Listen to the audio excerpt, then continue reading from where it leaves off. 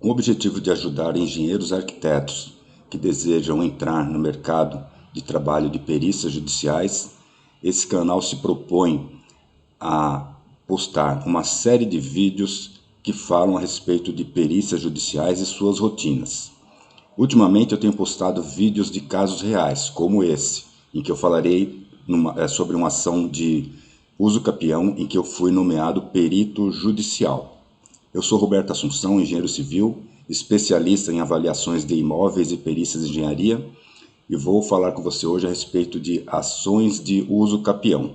Nós temos no canal um vídeo específico sobre ações de uso capião, ensinando quantos tipos de ações de uso capião existem, quais são as rotinas de um processo de uso capião. O objetivo desse vídeo especificamente é mostrar um laudo de uso capião. Se você quiser aprender um pouco mais sobre o que é uso capião, você pode consultar o vídeo que temos no nosso canal, onde você aprenderá muita coisa, inclusive que existem mais de 36 tipos de ações de uso capião. Mas vamos ao laudo, ao caso real em que eu atuei como perito judicial.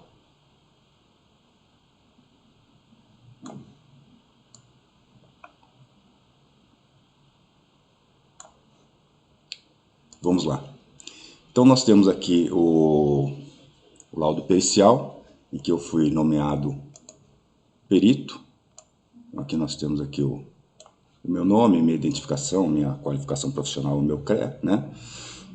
Excelentíssimo senhor doutor, juiz de direito da primeira vara judicial de... Aqui eu grifei, mas esse processo é de Ribeirão Pires, São Paulo, tá? Processo, o número, eu omiti aqui o número do processo, também omiti o nome das partes aqui. Então, Roberto Ramos Assunção, engenheiro civil, perito judicial, nomeado nos autos de ação de uso capião, requerida por, aí temos o nome do autor, e outro, em face de, aí temos o nome do réu. Dando por terminados estudos, diligências e vistorias, vem respeitosamente a vossa presença para apresentar suas conclusões expressas no seguinte laudo pericial. Esse laudo, pessoal, ele é um laudo bem curto, né, bem simples, e eu vou comentar com vocês o porquê ele é curto e simples. Esse laudo é de 2019. Nós verificamos no processo que o juiz ele necessitava da caracterização do imóvel, ou seja, que relatasse quais são as características do imóvel, as características físicas e construtivas. E outra dúvida que o juiz tinha era quanto à compartimentação e quanto à área do imóvel. Então se tornou um caso simples, porque não foi necessário fazer levantamento topográfico, conferir as metragens do terreno, uma vez que esse terreno está numa área distante da área urbana, então tem uma mata, seria difícil fazer esse trabalho se não fosse com o auxílio de um topógrafo. Mas o objeto da análise seria a caracterização do imóvel e a caracterização da compartimentação também e aferir qual é a área real do imóvel. Então, diante disso, nós fizemos o nosso trabalho que eu vou passar então a expor aqui para vocês. Então, nós temos aqui na sequência a folha com o índice, onde nós temos o objetivo do laudo, é importante que se coloque o objetivo. A vistoria, nós temos a descrição do que foi realizado na vistoria, o que nós constatamos, que seriam as constatações, o croquis do imóvel que eu elaborei, mediante as medições que eu executei no local, o cálculo da área construída, ratificação da área do terreno, verificamos que o terreno tinha uma metragem incorreta na documentação, isso não foi constatado fisicamente, foi constatado ao comparar as documentações, que havia divergência numérica. Conclusão, encerramento. E por fim nós temos o relatório fotográfico. Eu vou fazer o seguinte, eu vou mostrar para vocês o relatório fotográfico inicialmente, para que vocês tenham ideia do caso, tá bom? Então vamos começar pelo relatório fotográfico. Nós temos aqui o autor e o endereço, que eu omiti. Aqui a entrada do imóvel, Então vocês veem que tem uma mata, né? É uma edificação aqui que está aqui ao lado esquerdo, e temos um telheiro aqui na frente, onde tem um veículo, e atrás é mata, né? E o vizinho lateral direito e esquerdo também são edificações do mesmo padrão, assim, edificações isoladas numa mata. Aqui nós temos a foto principal do imóvel, dá para ter noção das dimensões do imóvel. Aparentemente aqui tem dois andares, mas não, é um imóvel térreo, aqui embaixo apenas um porão, em virtude da declividade natural do terreno. Nós temos aqui o acesso, que é a rua onde se encontra esse imóvel. Aqui a foto do dormitório 1, sanitário, cozinha, dormitório 2, sala, hall, que é uma circulação entre todos esses ambientes. Nós temos um terraço aqui, que é uma varandinha coberta com telha de fibra de vidro. Temos aqui uma outra cobertura do terraço, né, que tem dois tipos de telha, né. Detalhes dos fundos do imóvel, nós temos aqui um canil. Esse telheiro, que é a cobertura do automóvel, que nós vemos aqui ao lado direito, a visão frontal, e a visão superior, onde você consegue visualizar qual é o tipo de telha, que é a telha ondulada, né? É uma cobertura bem pequena, mas você sabe que área coberta é área construída, né? Então, nós fizemos questão de medir também essa cobertura e colocá-la no croquis, porque ela é considerada área construída, apesar de ser uma construção bem rudimentar. Então é isso, bem simples o imóvel, e vocês vão ver que esse caso também é um caso muito simples, que eu vou colocar como exemplo. Então nós temos aqui a primeira folha, que foi a inicial, onde eu faço as considerações iniciais, temos o índice, e nós vamos ao laudo. Objetivo. Este laudo pericial tem como objetivo a constatação da metragem real do imóvel, uso capiendo, conforme petição do advogado em 27 de janeiro de 2015, folha 198 dos autos, onde temos: a municipalidade manifestou-se pela metragem menor do que a pleiteada em sede inicial aprovada em sede da matrícula, fato que é: desde o ajuizamento da ação, o cadastro municipal de imóveis passou, fato público e notório, por mudanças em razão de fotos aéreas decorrentes de procedimentos de georreferenciamento. Por isso, para que contasse a real metragem do imóvel, premete a necessidade da perícia. Requer-se, pois, a realização da perícia para constatação da metragem real do imóvel. Então, você lendo o processo, você verifica lá o que está sendo pedido no processo. Então está bem claro que nessa transcrição que eu fiz aqui do pedido do advogado: requer-se, pois, a realização de perícia para constatação da metragem real do imóvel uso capiendo. Ele alega que essa diferença de metragem pode ter ocorrido em função de inúmeras intervenções que a prefeitura fez de levantamentos, que esses levantamentos podem ter alguma imprecisão, e imprecisão a qual pode ter gerado a diferença de metragem apresentada da metragem que consta em documentações. Então, sabendo-se qual é a real necessidade do processo, você se posiciona qual que vai ser o seu trabalho. Você tem que ir para fazer a vistoria sabendo o que você vai fazer.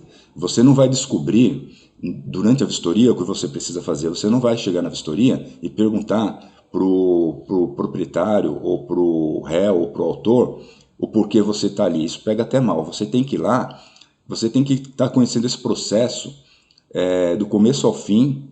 Você tem que ler com atenção a inicial, que é a peça que dá origem ao processo judicial, onde o advogado coloca lá o pleito, né, do autor, o que o autor necessita, o que o autor quer. E às vezes fora da inicial, como foi nesse caso, ainda havia documentações reiterando qual era a necessidade da ação do perito. Então, está bem claro aqui, requer-se, pois, a realização de perícia para constatação da metragem real do imóvel uso capiendo. Então, nós vemos que é um caso simples, é uma edificação pequena, não há dificuldade alguma você fazer um levantamento e levantar a metragem real. Então, nós somos a vistoria, realizamos a vistoria em 15 de julho de 2019, acompanhados pelo senhor, aqui é o autor, né? Ocasião em que realizamos as medições dos compartimentos internos e perímetro externo do imóvel, coberturas externas, croquis e registro fotográfico. É curioso que esse caso é um caso bem antigo, esse caso deve ter quase 20 anos, já passaram-se 5 peritos, foram nomeados 5 peritos, entre engenheiros e arquitetos, todos desistiram da ação, todos deram alguma desculpa, é uma ação gratuita, o autor é beneficiário de justiça gratuita, e quando cabe ao autor a comprovação, o ônus da prova, e ele é beneficiário de justiça gratuita, ele tem direito a se utilizar de um perito judicial. No caso, o perito não tem obrigação de aceitar o caso por ser gratuito, e eu aceitei e vi que era um caso muito simples, que está se arrastando na justiça há quase 20 anos, que poderia já ter se resolvido há muito mais tempo, né? Então, nós temos aqui as constatações que nós fizemos na vistoria. Então, é importante que nas constatações você descreva, em primeiro lugar, as características do imóvel, para que quem tiver acesso ao seu laudo pericial, ao ler a caracterização do imóvel, já consiga visualizar, entender qual é o padrão do imóvel, quais são as características construtivas e características de acabamento do imóvel. Então, nas constatações, você pode começar fazendo a caracterização do imóvel. Isso independentemente de ser um laudo de uso capião. Poderia ter sido um laudo, por exemplo, de incêndio, o que for. Você sempre começa dando a característica do imóvel, se possível também a idade aparente, porque tem casos em que a gente tem que calcular a depreciação, e para calcular a depreciação nós temos que ter a idade aparente e temos que ter o estado de conservação do imóvel. Então, vamos ao item 3, constatações, onde nós vamos começar com a caracterização do imóvel. Trata-se de residência unifamiliar, erigida em estrutura de concreto, vedação em blocos cerâmicos, revestimento externo em argamassa, esquadrias de madeira, revestimentos cerâmicos em áreas molháveis, pintura interna em látex PVA, instalações elétricas e hidrossanitárias embutidas. O imóvel é subdividido em 2 dormitórios, sala, sanitário social, cozinha e área de serviço, com medidas externas de 7,77 metros por 9,29. Externamente temos uma cobertura de telhas onduladas de fibrocimento, medidas 7,5 por 3 metros, utilizada como terraço, e uma cobertura de fibrocimento na entrada da propriedade, medidas 3,5 por 4 metros, utilizada como garagem. Então nós temos aqui o imóvel propriamente dito. Nós não tínhamos projeto, não tínhamos nada, então eu efetuei um croquis, eu elaborei um croquis do imóvel e tirei as medidas. Se você faz a vistoria sozinho, mesmo que você não faça sozinho, que você faça com algum auxiliar, seria muito interessante que você tivesse como ferramenta de trabalho uma trena eletrônica, porque com a trena eletrônica você mede muito facilmente os ambientes e você tem uma precisão com a metragem. Então, eu estava sozinho, com a trena eletrônica, rapidamente eu tirei as medidas dos ambientes, fiz um croquis. Aqui é o imóvel propriamente dito, aqui nós temos aquele terraço, que nós temos um telheiro com 2 tipos de telhas, né? E descendo, nós temos aqui aquela garagem, que simplesmente é um telheiro também, com telhas onduladas. Então, aqui nesse croquis, nós já temos a compartimentação, anteriormente já fizemos a caracterização do imóvel. O que nós precisamos agora é fazer o cálculo de área, porque nós precisamos mostrar para o juiz qual é a área construída. Isso foi pedido no processo. Cálculo da área construída. Por definição, a área construída é a somatória das áreas cobertas do imóvel. Então, isso é importante, é elementar para nós, engenheiros e arquitetos, mas é sempre bom lembrar que o que caracteriza a área construída não é parede, é cobertura. Se você tem cobertura, você tem área construída. Não importa que seja um telheiro, que ele não tenha parede lateral. É uma cobertura. A projeção daquele telhado caracteriza uma construção. Então, por definição, a área construída é a somatória das áreas cobertas do imóvel. Por que a somatória? Porque nós temos lá 3 áreas cobertas. Temos a área do imóvel, propriamente dita, né? Que é a residência, que é 9,29 por 7,77. Temos a área do terraço, que é aquele telheiro, e temos a área da garagem, que é aquele outro telheiro onde está cobrindo o veículo. Nós fizemos aqui, didaticamente, a expressão, né, a multiplicação de um pelo outro, e oferecemos aqui as áreas de cada edificação, e temos aqui a somatória delas, que dá 108,68 metros quadrados. Essa área é a área pedida pelo magistrado, que é objeto de divergência na ação, a metragem do imóvel. Então, a rigor, nosso trabalho pararia aqui, porque nós já caracterizamos o imóvel, fizemos um croquis e calculamos a área. Nós já atendemos o que o processo pediu. Só que houve uma constatação da minha parte e eu achei por bem colocar no processo. Pode ser que isso até atrapalhe, que o processo tome um outro rumo para elucidar essa questão. Mas eu não poderia perceber uma incoerência técnica e me omitir. Então, eu acabei levando ao conhecimento do juiz, através dos autos, que havia um erro de metragem na documentação. Então, aqui no item 6 eu falo sobre ratificação da área do terreno. Embora a petição de perícia tenha como foco o cálculo da área do imóvel, verificamos que também existem divergências quanto à área do lote. Uma coisa é a área do imóvel, que é a edificação, e outra coisa é a área do lote, que é a área onde essa edificação está inserida. De acordo com o croquis anexo aos autos, em 3 de fevereiro de 2001, ou seja, há 20 anos atrás, anexaram um croquis nos autos, folha 14. Temos que o lote possui um formato irregular, com 20,77 de frente, 43,40 da divisa lateral, na divisa lateral esquerda, 44,96 divisa lateral direita, 20,415 na divisa de fundos. Salientamos que a área de 790 metros quadrados citada no croquis e que a área de 960 metros quadrados citada no IPTU estão incorretas, sendo que a área real é 909,78. Ou seja, a área do croquis é 790,00. A área do IPTU é 960 metros quadrados.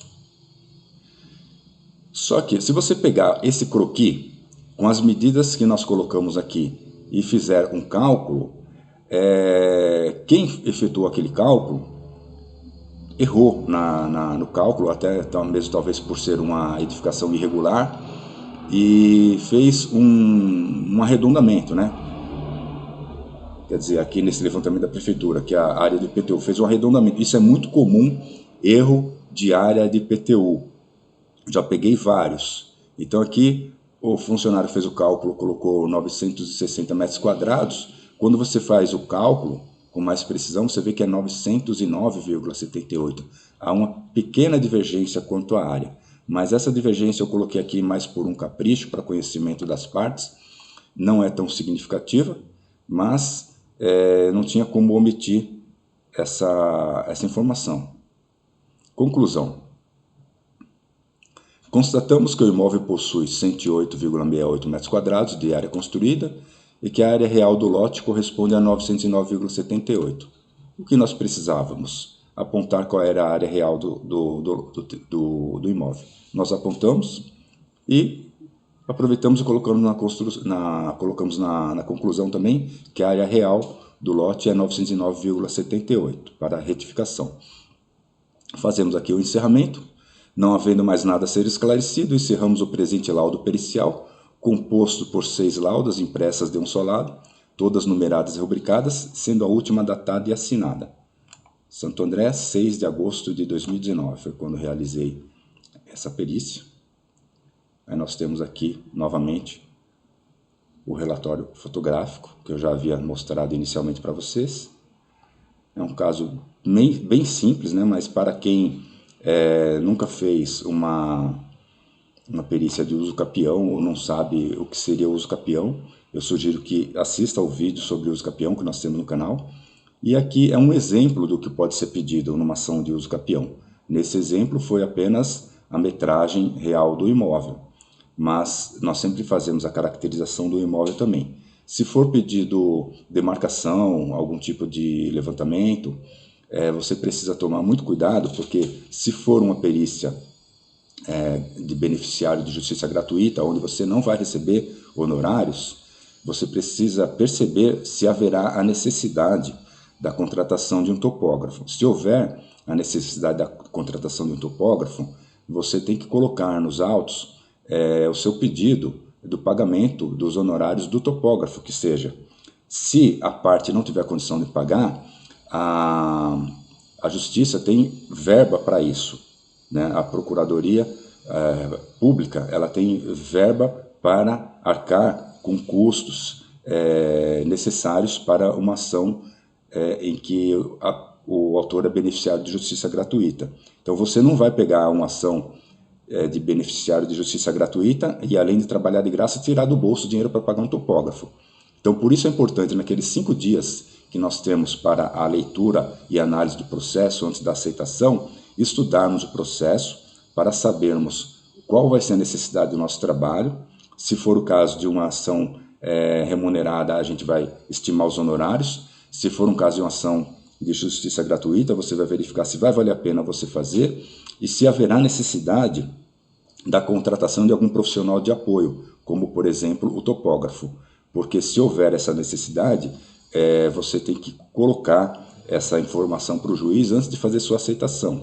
Porque senão você vai aceitar e vai ficar subentendido que você havia considerado que iria fazer aquele trabalho de levantamento, né? E não é justo que você pague por um trabalho sem que você não está ganhando nada, né? Então é isso aí, pessoal. Esse foi um caso bem simples de ação de uso capião. Espero que tenha ajudado vocês. E daremos sequência a esse vídeo, postando outros vídeos de casos reais. Espero que vocês gostem e muito obrigado aí pelo prestígio do canal. E continue nos prestigiando, dando sugestões e participando dos diálogos aí, tá bom? Muito obrigado e até o próximo vídeo.